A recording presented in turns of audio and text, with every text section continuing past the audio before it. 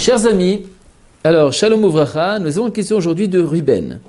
Ruben dit voilà, bonsoir Rav. Comment lutter contre la crise d'adolescence, à savoir la crise spirituelle à cet âge? Merci beaucoup pour votre travail. Alors c'est vrai que c'est une question quand même qui demande pas seulement 5 ou 10 minutes de réponse, mais beaucoup plus que ça. Ce sont des conférences et des cours entiers sur l'éducation, mais je vais essayer de changer un petit peu la formule de la question. Ici, mon cher Ruben, tu as posé la question, tu as demandé comment lutter contre la crise d'adolescence et la crise spirituelle de cet âge.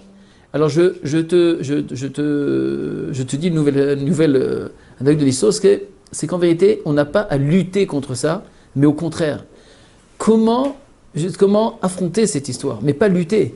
Vous savez, il y a deux façons de combattre quelqu'un. On peut venir faire du karaté et donc lutter contre lui, et il y a faire du judo, c'est-à-dire de se servir, de comprendre la situation et de renverser la chose vers lui. Ça veut dire en vérité, Rabota, que dans la crise d'adolescence, qu'est-ce que c'est la crise d'adolescence? Un enfant, il est dans un monde imaginaire. L'adulte, c'est un monde de responsabilité. Et il y a un certain âge, d'accord, où il y a une transformation, que l'enfant se transforme. Il passe d'un monde imaginaire à un monde adulte qui demande une responsabilité. Et vient la Torah et nous dit que quand est-ce qu'un homme arrive et est responsable de ses actes à 100% au niveau de la Torah, Mina Shamaim, c'est à l'âge de 20 ans. À 20 ans, alors on est vraiment responsable, Mina Shamaim. Avant ça, c'est Dine Ben Adam. Mais Dine Shemaim, c'est-à-dire le din, au niveau d'Akadosh Baruch Hu, quand est-ce que ça commence? À partir de 20 ans. Donc ça veut dire que toute cette période, à partir de 13 ans, que là commence justement cette responsabilité, ce devoir des mitzvot, etc. On a pendant de 13 à 20 ans toute une histoire de changement de caractère, d'accord, qui se transforme. Et c'est tout à fait normal que des fois on peut voir un enfant à partir de 13 à 15 ans, à 20 ans, des fois il est très sérieux, comme quelqu'un qui est responsable, on le voit, il a toutes ses forces et tout, et tout à coup, il perd la tête, il commence à faire des bêtises et tout. Tantôt comme ça, tantôt comme ça. Alors sache, mon très cher Ruben, que c'est exactement cet âge-là. Il ne faut pas avoir peur, c'est tout à fait normal. C'est tout à fait normal. C'est comme une graine que tu mets dans la terre. Cette graine, elle est dans la terre, elle commence à pourrir. Et pourquoi elle pourrit? Parce qu'à travers cette transformation de pourriture, alors à ce moment-là, la graine pousse de nouveau et elle arrive à devenir elle-même une plante. Et c'est valable pour l'enfant. L'enfant a besoin de se construire. Il a besoin de tout ce tantôt pour se former et pour devenir quelqu'un. C'est tout simplement une transformation. Donc, c'est pas une question de lutter, mais comprendre déjà que c'est normal qu'il se conduise de cette façon-là. Et maintenant, tu dois l'accompagner à là. Maintenant, c'est valable, Vadaï, que si on veut devancer le problème, il suffit d'abord déjà pendant 13 ans d'avoir une bonne relation avec ses enfants, d'avoir une relation d'écoute, d'écouter son fils, d'être toujours là quand il a besoin de toi. Et quand tu es à l'écoute, on est à l'écoute de nos enfants, à ce moment-là, quand ils arrivent à l'âge où ils ont des vrais problèmes, ils essaient de trouver leur route, etc.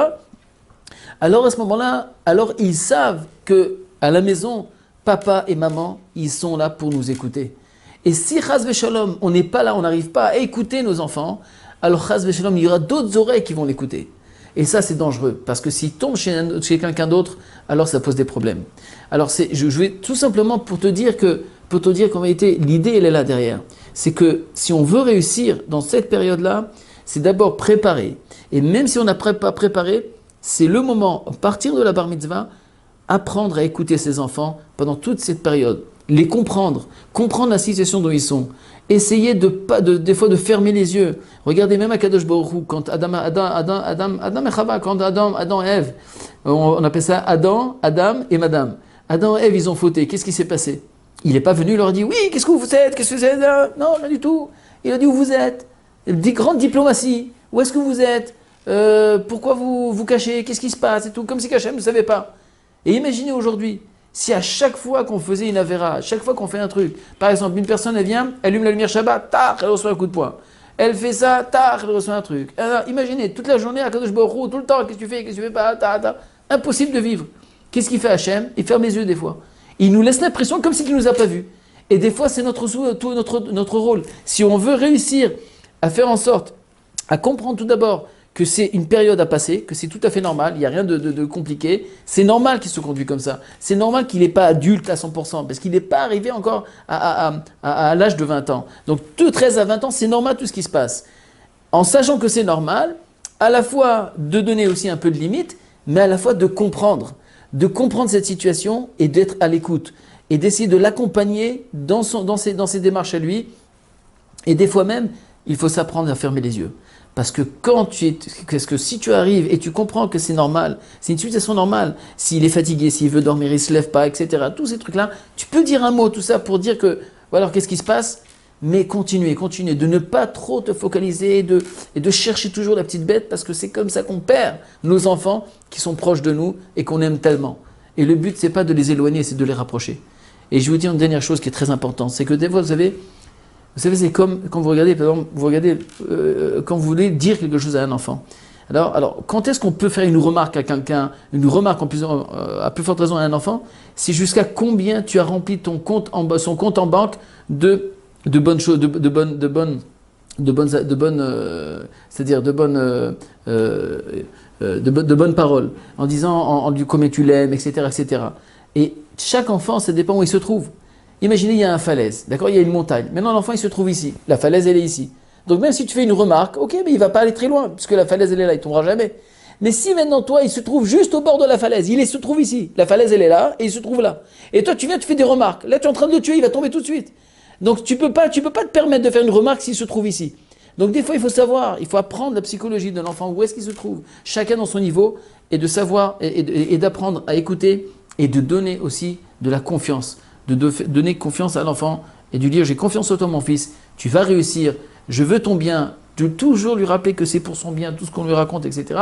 Et bien ça t'achève avec ça, j'espère avec ce petit cours de quelques minutes, vous donnera un petit peu des thèmes clés pour pouvoir agrandir ce sujet et approfondir et étudier très sincèrement toute cette psychologie au niveau de l'éducation des enfants à travers les enseignements de notre Torah. À très bientôt.